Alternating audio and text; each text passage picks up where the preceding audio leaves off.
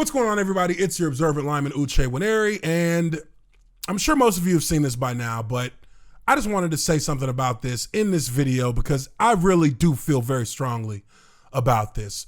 Now, Charles Harris was ejected from the game against the Panthers for this cheap shot that he put on Teddy Bridgewater. As you can see, it's a brutal shot.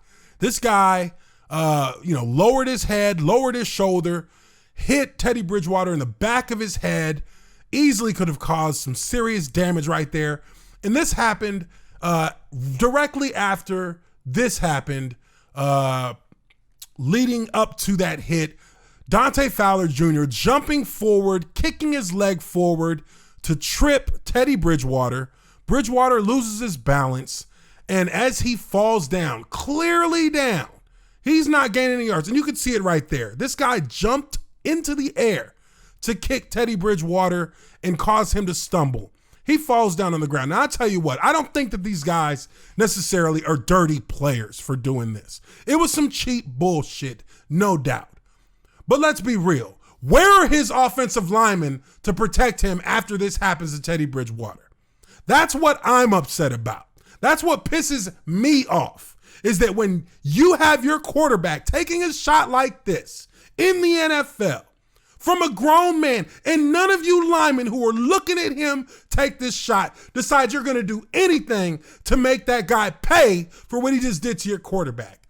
You know, there used to be a day in the NFL, in every coach's locker room, in every O-line meeting room, that if somebody goes after your players, it was an unwritten rule. You don't take any shit as an offensive lineman from anybody. And you don't let any other player from another team do cheap shit to your teammates without making them pay. And this is a situation right here where they should have made Charles Harris pay for what he did. He should be getting his head took off for what he did to Teddy Bridgewater.